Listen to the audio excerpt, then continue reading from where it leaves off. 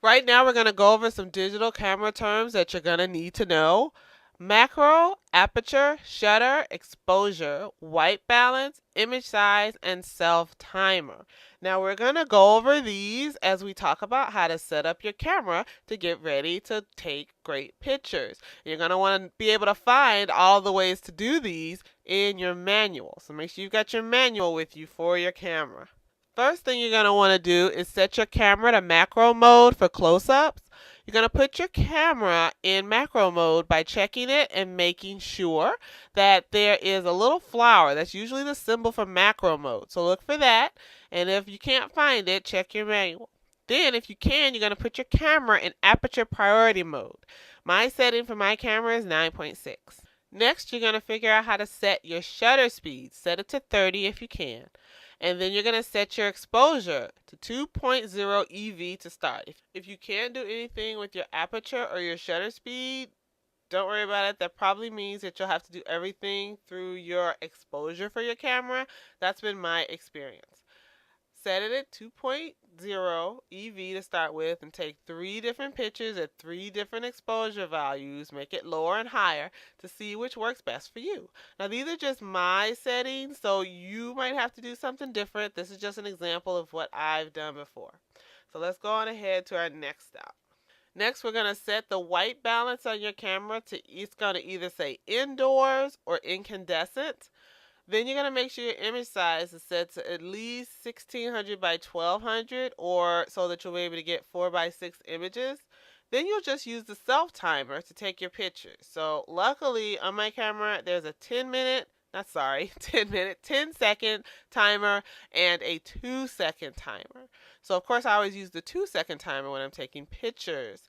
I would use 10 seconds if I was trying to be in the picture. So check your camera to see if you have 2 different self-timer modes and how to do it, so you'll be able to do that. This way, your hands won't be on the camera and you jiggle the camera somewhat, even though it's on a tripod, when you press the shutter button.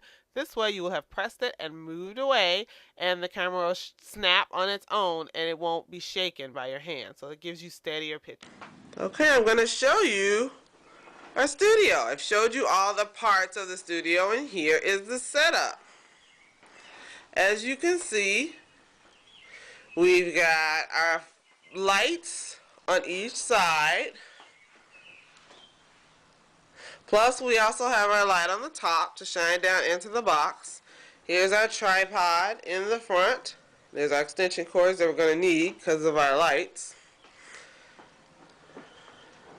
So, our lights are clamped on something to shine into the box. And what am I using? I'm using the chairs that are next to this table.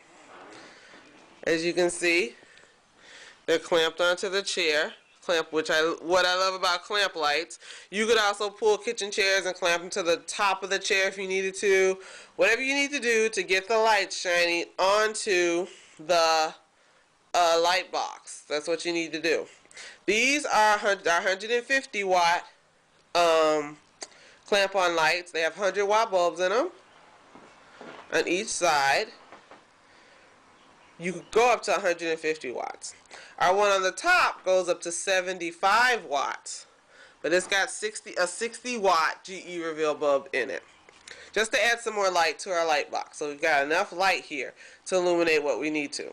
And you'll notice that our clamp light on the top has a little extra feature, and that's some lovely clothespin legs. And the reason for that is because you never want to set a light source bulb down on anything ever. And this allows it for some wiggle room underneath our lamp to allow air to circulate.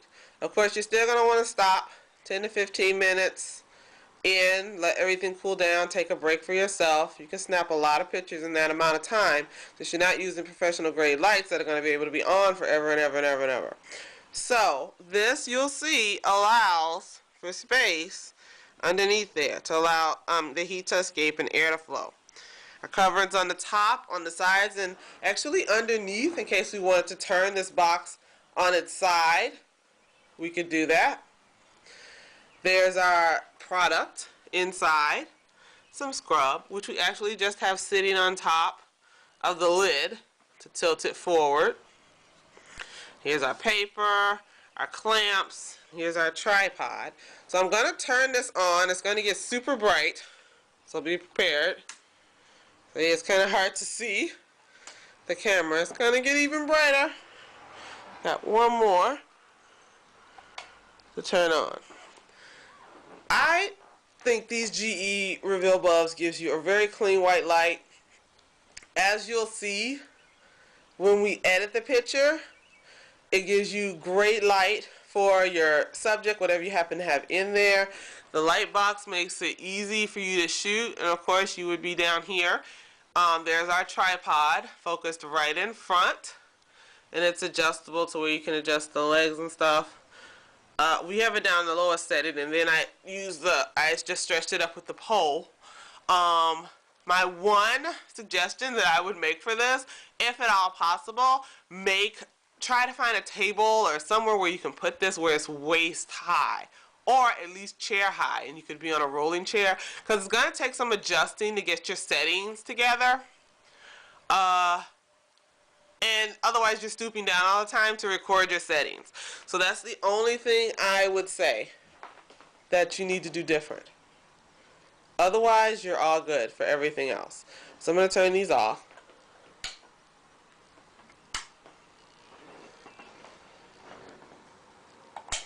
That's the one thing I would mention.